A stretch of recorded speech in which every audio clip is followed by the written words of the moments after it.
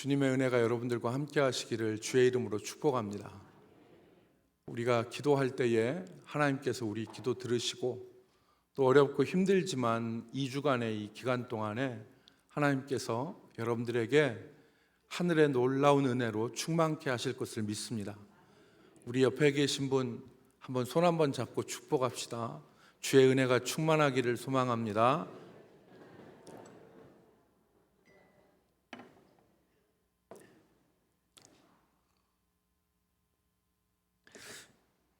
오늘은 우리가 가정에 대해서 이렇게 생각해 보도록 하겠습니다. 이제 가정을 이룰 그런 청년들도 있고 그보다 더 오랜 시간이 있어야지 가정을 이룰 그런 청소년들도 있는데, 그리고 현재 가정을 이루고 사시는 분들도 계시는데 우리가 이 가정에 대해서 잠깐 생각해 보겠습니다. 요즘에 여러분 비혼주의라는 말을 들어보셨죠? 어렵지 않게 요즘에 들을 수 있는 말입니다. 독신주의와 비슷한 의미로 사용되는데 비혼주의는 독신주의와는 사실 좀 다릅니다.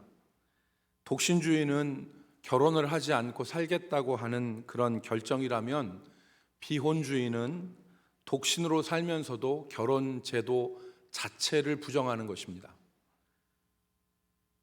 세상이 가정이라는 우리의 삶의 근간을 점점 흔들고 부정하고 있습니다. 아담과 하와를 만드시고 가정을 세우시면서 인간 삶의 기본으로 주신 이 가정이 점점 세상에서 부정당하고 있는 것입니다. 여러분, 이 가정을 부정하는 사상 바탕에 중요한 것이 있는데, 그게 뭐냐면 자기 자신만을 사랑하는 가치, 그리고 경제적인 풍요가 행복의 절대 요인이라고 하는 생각이 이 생각 근본에 깔려 있습니다. 아주 극단적으로 말하면 나에게 행복을 가져다 주는 물질을 내가 내 배우자에게 탕진할 수 없고 내 자식에게 탕진할 수 없고, 또 오직 나만 위해서 사용하고 내 행복을 위해서, 행복 추구를 위해서 사용해야 되기 때문에 결혼과 가정이라고 하는 것을 부정하는 것입니다. 첫 번째 우리가 생각할 것은 자기 사랑과 그리고 물질의 소유가 행복의 조건이라고 하는 이 가치가 점점 사람들의 생각, 우리 가정을 지배하고 점령하고 있는데, 우리 가정은 어떠한가 하는 것을 이 새벽에 생각해 보았으면 좋겠습니다. 여러분, 이미 우리가 가정을 이룬 우리 이 가정들이 자기 자신만을 위해서 자기 자신을 사랑하는 이기적 모습이 이미 가정 안에 퍼져 있습니다. 부부 사이, 부모와 자식 사이, 그리고 형제 자매 사이 어떤 관계에 있어서도 상대방이 내 행복과 내 경제적인 풍요를 누리는데 기여하지 않으면 상대방에 대한 적대감과 미움이 생기고 관계가 악화됩니다. 그러니까 부모 자식 관계든지 부부 관계든지 형제 자매 관계든지 자기를 행복하게 하지 않고 자기에게 물질적 도움을 주지 않으면 이 관계가 적대적 관계가 되고 미움의 관계가 되는 겁니다. 자기 사랑과 물질의 소유가 행복의 조건이라고 하는 이 가치가 점점 가정을 지배하고 있고, 이것은 믿는 성도들의 가정도 예외는 아닙니다. 많이 소유하지 않으면 행복하지 못하다고 여기고, 상대방이 내 행복에 기여하지 않으면 가족 간에도 그 행복에 기여하지 않으면 한마디로 말해서 죽일 놈이 되는 겁니다. 우리 가정이 어떻습니까? 우리 여러분의 가정이 어떻습니까? 다른 말로 얘기하자면 나는 배우자를 어떻게 생각하고 있습니까? 내가 내 남편과 아내를 어떻게 생각하고 있습니까? 내 자녀를 어떤 존재로 생각하고 있습니까? 그리고 내 부모를 어떤 존재로 생각하고 있습니까? 부모가 내 경제적인 풍요와 내 어떤 삶에 도움을 주지 않으면 부모라고 생각하지 않는 생각들이 세상에 팽배하지 않습니까? 지금 그런데 그게 지금 가정들을 점령하고 있는 것입니다. 나에게 무언가를 주고 나를 행복하게 만들어 줘야 하는 존재로 우리가 가족을 생각하고 있지 않은가? 내 필요를 채우고 내 기대대로 행동하고 나를 불편하지 않게 해야지 좋은 가족이라고 우리는 생각하면서 살아갈 수 있습니다. 그러니까 내 기대대로 행동해주고 내 필요를 채워주고 나를 불편하지 않게 만들어줘야지 이해하고 받아들이는 그런 가족에 포함될 수 있다고 생각하지 않는가? 우리가 한번 잠깐 우리 마음들을 한번 살펴봤으면 좋겠습니다.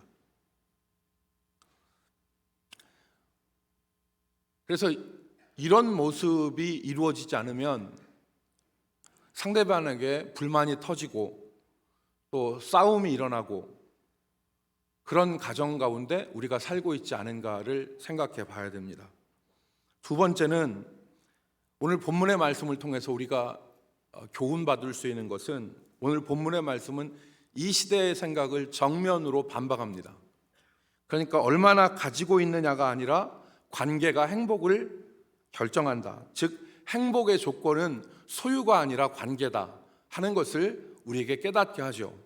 여러분 오늘 본문 말씀을 다시 보시면 잠언 17장 1절의 말씀은 가정의 행복의 조건은 물질에 있지 않다 하는 것을 우리에게 깨닫게 합니다. 특별히 관계를 통해서 형성되어지는 화목이 행복의 조건이다. 그래서 이 화목이라는 말을 원어에 찾아봤어요. 그러니까 화목이 뭐냐? 화목을 원어에 찾아봤더니 우리가 너무 쉽게 아는 말이더라고요. 샬롬이에요. 그러니까 올바른 관계 가운데서 누리는 평안, 이것이 샬롬, 화목입니다. 마른 떡 한 조각은 매우 가난한 집을 의미하죠. 제육이, 이때의 제육은 많은 고기를 말합니다. 많은 고기가 가득한 집은 부유한 집을 말하는데 이 상반된 처지에 있는 두 가정, 가난한 집과 부유한 집이 대조를 이루고 있는 것입니다.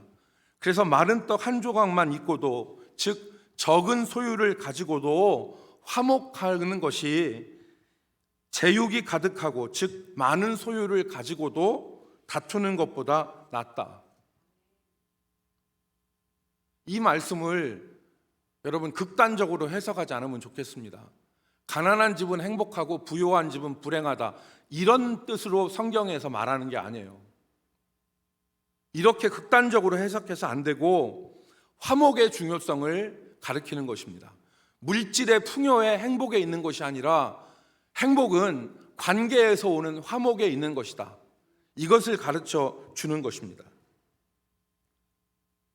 아까 제가 말씀드렸던 행복이라는 것이 소유의 많음에 있지 않다. 그리고 행복이라는 것이 결코 자기 자신을 사랑하는 것, 자기 중심적으로 살아가고 상대방이 나를 위해서, 내 필요를 위해서 채워줘야지만이 행복하다고 하는 생각이 잘못되었음을 우리에게 가르치는 것입니다.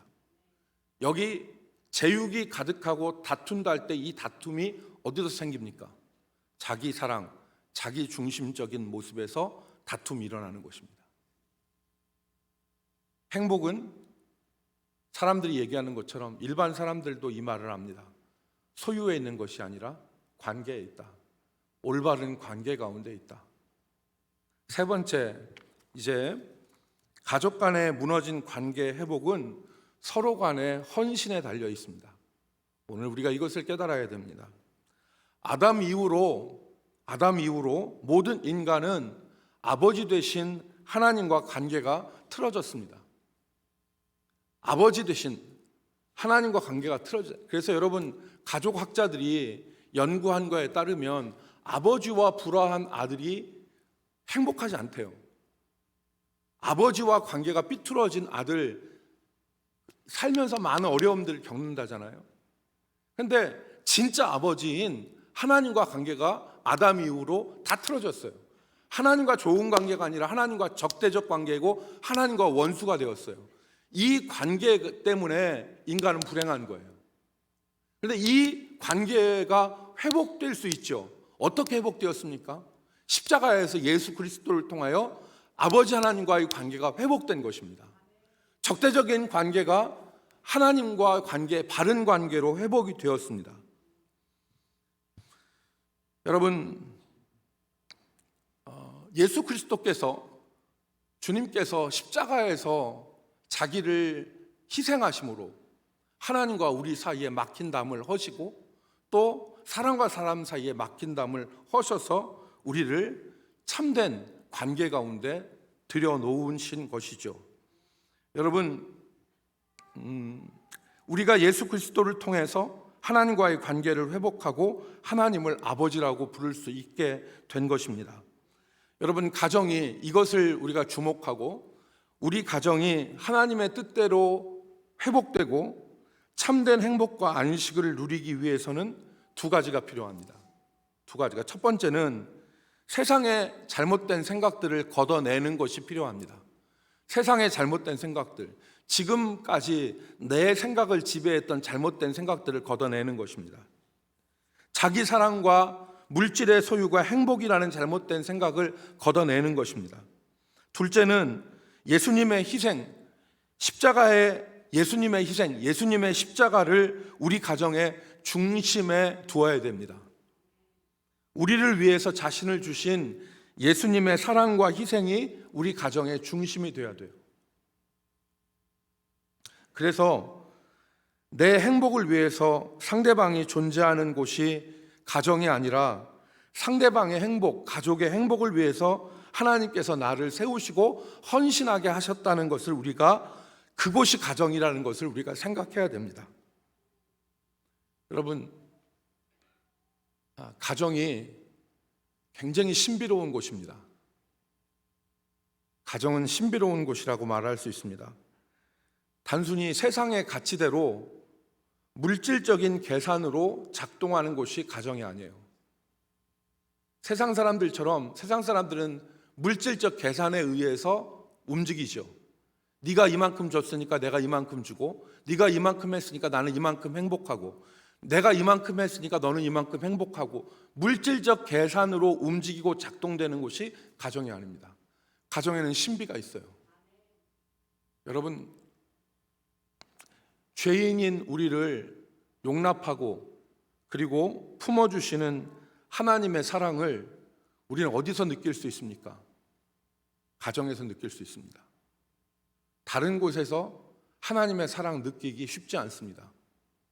그런데 우리가 죄인임에도 불구하고 죄인인 우리를 용납하시고 품어주시고 죄인인 우리를 사랑하시는 하나님의 그 무조건적인 사랑을 우리가 어디서 맛볼 수 있습니까? 가정에서 맛볼 수 있습니다. 가정에서 그 사랑을 아는 곳입니다.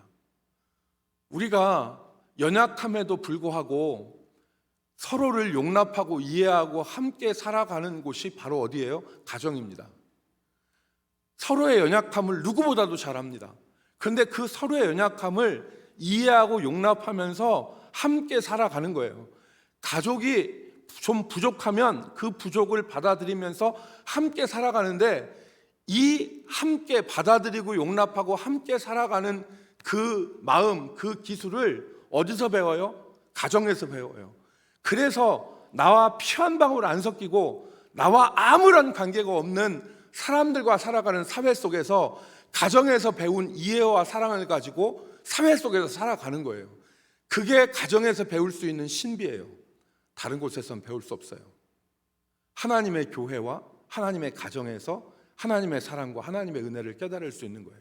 그러니까 가정은 물질적 계산으로는 셀 수 없는 신비와 은혜가 작동하는 곳이 바로 가정인 것입니다. 여러분, 그런데 우리가 한 가지 주의할 것은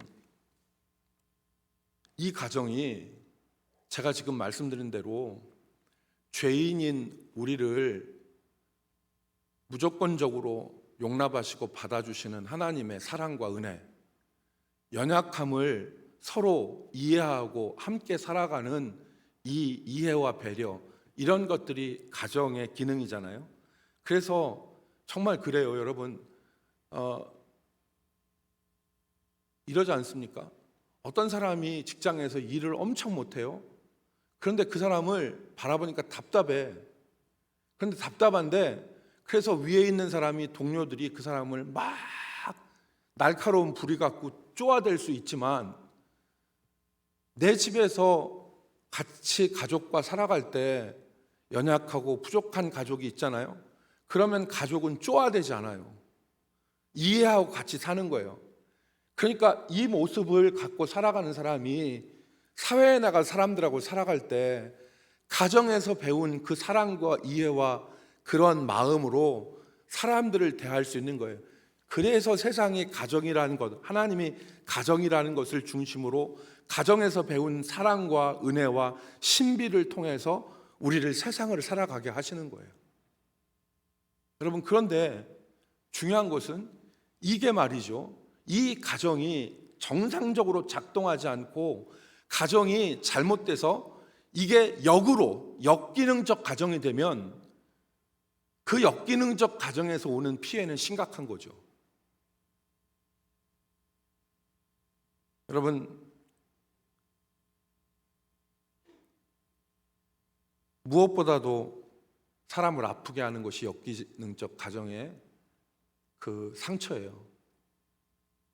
부부가 원수가 됩니다. 부모와 자식이 다른 사람들과 비교가 안 되는 아픔과 상처와 쓰라림을 줘요. 형제 자매가 남보다 더 못한 사람이 됩니다. 마무리하겠는데, 참된 행복을 위해서, 관계 회복을 위해서, 오늘 가족을 위해서 내가 헌신할 것이 무엇인가를 우리가 생각해 봤으면 좋겠습니다. 하나님께서 내게 원하시는 것이 무엇인가를 우리가 귀를 기울여 보기를 원합니다. 가족을 위해서 내가 할 수 있는 일이 무엇인가를 생각해 보십시오. 우리가 지금까지 왜 나한테 이렇게 안 해줘? 왜 나한테 이렇게 가정을 안 해줘? 라고 가정에 대해서 원망과 불평과 그런 마음이 있었다면 정말 여러분 그 생각을 걷어내고, 그러니까 물질적 필요를 위해서 나를 채워주고 내 행복을 위해서 채워주는 그런 가정 아니라고 우리가 원망하고 불평하고 마음 아파했다면, 여러분 가족을 위해서 내가 헌신할 것이 무엇인가를 우리가 한번 생각해 봤으면 좋겠습니다. 아주 작은 것일 수 있습니다. 큰 것이 아닐 수 있습니다. 닫혀있는 귀를 열어서 가족 간에 상대방의 말에 귀를 기울여 주는 것일 수 있습니다. 그리고 상대방이 있는 것만으로 감사할 수 있는 것, 그것이 가정의 큰 변화의 시작일 수 있습니다. 상대방이 내 행복을 위해서 존재하는 것이 아니라 우리 가정이 예수 그리스도를 바라보고 예수 그리스도 안에서 서로를 세우며 나갈 때 진정으로 우리의 상처와 우리의 아픔들이 치유되고 하나님께서 그곳에 역사하심으로 하나님의 살아계심을 바라볼 수 있는 살아있는 예수 그리스도 중심적 가정이 되기를 주의 이름으로 축복합니다. 오늘 그런 가정이 되기를 위해서, 그래서 세상에 험난한 가치들이 우리 가정을 뒤덮을 때 정말 우리 가정의 중심에 예수 그리스도의 십자가가 있어서 정말 하나님이 우리를 아무 자격 없을 때 죄인 되었던 우리를 사랑하신 것처럼 우리가 가족들을 위해서 기도하고 가족들을 위해서 우리 자신들을 드리며 가정을 예수 그리스도의 십자가의 피가 흐르는 정말 믿음의 가정으로 세워나갈 수 있기를 주의 이름으로 축복합니다. 그렇게 될 때 진짜 우리가 행복한 거예요. 마른 떡 한 조각만 있고도 화목한 것이 제육이 가득하고 다투는 것보다 나으니라. 오늘 이 가치가 우리 가운데 있기를 주의 이름으로 축복합니다. 우리 같이 이제 기도 제목 나누고 같이 찬양하도록 하겠습니다. 여러분, 오늘 기도 제목을 드리겠습니다. 오늘 이 새벽에 여러분이 말씀을 듣고 기도 제목 같이 나누시는데, 첫 번째 기도 제목은 주여 우리 가정이 예수 그리스도의 십자가를 붙드는 행복한 가정 되게 하여 주옵소서. 정말 우리 가정이 예수 그리스도의 십자가가 있는 가정 되게 하여 주옵소서. 두 번째 기도 제목입니다. 주여 행복이 물질의 소유와 자기 사랑에 있지 않음을 깨닫고 내가 할 일을 깨닫게 하여 주옵소서. 하나님, 내가 할 일을 깨닫게 하여 주시옵소서. 오늘 기도할 때 소리만 높이는 기도가 아니라 주님, 내 마음속에 내가 할 일을 깨닫게 해주시는 은혜를 내게 허락하여 주시옵소서. 마지막 세 번째는 주여 우리 가정의 상처와 아픔을 치유하여 주시고 평안과 은혜 가운데 우리 가정이 세워질 수 있도록 우리 가정을 복내려 주시옵소서. 우리 가정의 모든 상처와 아픔들이 치유되기를 원합니다. 기도할 때 마음속 깊은 곳에 패인 상처들이 회복되어지고 주께서 어루만지시고 주께서 회복시켜 주시는 은혜가 있기를 소망합니다. 우리 찬양하고 우리 주의 성을 부르고 같이 기도하도록 하겠습니다.